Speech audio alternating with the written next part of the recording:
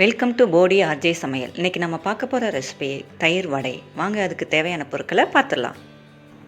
உளுத்தம்பருப்பு 200 கிராம், பச்சரிசி மாவு 1 ஸ்பூன், இஞ்சி 1 துண்டு, ஜீரகம் 1/2 ஸ்பூன், மிளகு 1 ஸ்பூன், பொடியாக நறுக்கிய பச்சை மிளகாய் 2, கொத்தமல்லி தேவையான அளவு, 2 கொத்து கருவேப்பிலை, பெருங்காயம் 1/2 ஸ்பூன், தயிர் 1 கப், உப்பு, ஆயில். இப்போ நான் உளுந்தம்பருப்பை நல்லா வலுவலுன்னு அரைச்சி வச்சுருக்கேன். எப்போயுமே உளுந்தம்பருப்பை 1.5 to 2 மணி நேரம் நல்லா ஊற வச்சுருங்க. ஊற வச்சு அதை நல்லா கழுவிட்டு தண்ணியே இல்லாமல் வடிகட்டிடணும். வடிகட்டி அப்புறம் நம்ம கிரைண்டரில் போட்டு தண்ணியை லேசாக தெளித்து விட்டு நம்ம நல்லா அரைக்கணும் வலுவலுன்னு. அப்போ தான் நமக்கு இந்த மாதிரி கெட்டியாக மாவு கிடைக்கும். தெளித்து விட்டு நீங்கள் அரைச்சிங்கன்னா மாவு நல்லா புசு புசுன்ட்டு நல்லா பொங்கி வரும். நான் அந்த மாதிரி நல்லா கெட்டியாக அரைச்சி வச்சுருக்கேன். இப்போது அதோட 1.5 ஸ்பூன் பச்சரிசி மாவு, பொடியாக நறுக்கின இஞ்சி 1 துண்டு, 2 பச்சை மிளகா அதையும் பொடியாக நறுக்கி வச்சுக்கோங்க. கருவேப்பிலை கொத்தமல்லியும் நல்லா பொடியாக நறுக்கி சேர்த்துக்கலாம். நம்ம மிளகு முழுசாக போடுறத விட இந்த மாதிரி 1-2 தட்டி போட்டால் குழந்தைங்க சாப்பிட்றதுக்கு ஈஸியாக இருக்கும். இல்லாட்டி அப்படி முழு மிளகை சாப்பிடவே மாட்டாங்க, அப்படியே வச்சுருவாங்க. இதோட ஒரு 1/2 ஸ்பூன் ஜீரகத்தையும் சேர்த்து நல்லா மிக்ஸ் பண்ணிக்கோங்க. தேவையான அளவு உப்பு போட்டு அதோட ஒரு 1/2 ஸ்பூன் நம்ம பெருங்காயத்தூள் அதையும் போட்டிங்கன்னா நல்லா கமகமன்னு இருக்கும் உங்களுக்கு உளுந்த வடை. இப்போது நல்லா அந்த பெருங்காயத்தூளும் போட்டு நல்லா மிக்ஸ் பண்ணியாச்சு. இந்த அளவுக்கு நமக்கு பதம் நல்லா கெட்டியாக இருக்கணும். தண்ணி ஆயிடுச்சுன்னா உங்களுக்கு எண்ணெய் நிறையா குடிக்கும். இப்போது மாவு ரெடி ஆகிடுச்சு. இப்போது ஒரு கடாயில் எண்ணெயை ஊற்றி எண்ணெய் நல்லா சூடாகட்டும்.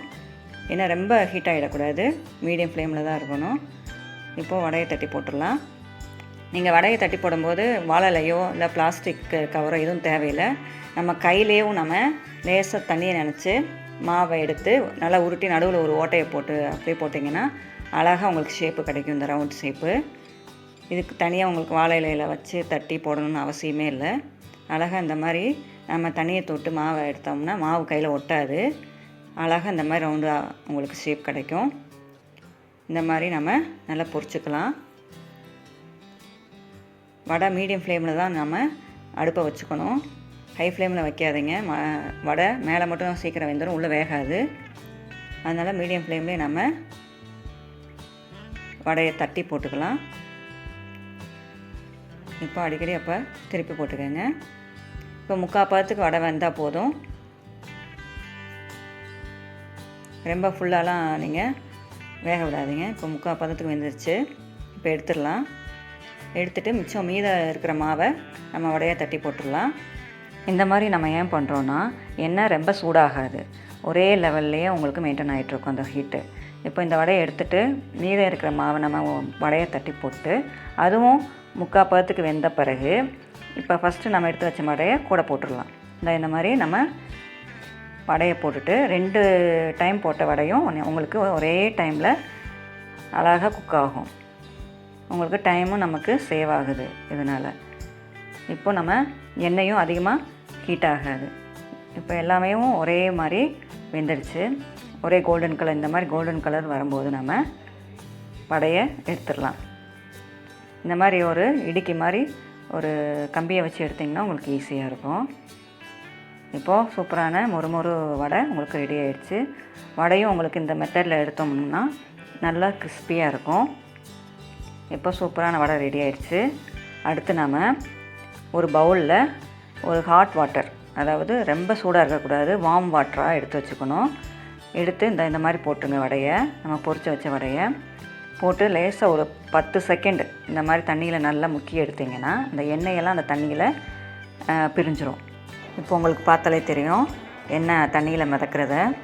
இப்போது அதை எடுத்து ஒரு கரண்டியால் லேசாக வடையை ப்ரெஸ் பண்ணி விட்டு ரெடி பண்ணி வச்சுக்கலாம். நம்ம இந்த மாதிரி இப்போது ஒரு தாளிக்கிற கரண்டியில் எண்ணெயை ஊற்றி கடுகு, பொடியாக நறுக்கின இஞ்சி, பச்சை மிளகா எல்லாத்தையும் நல்லா பொரிய விடுங்க.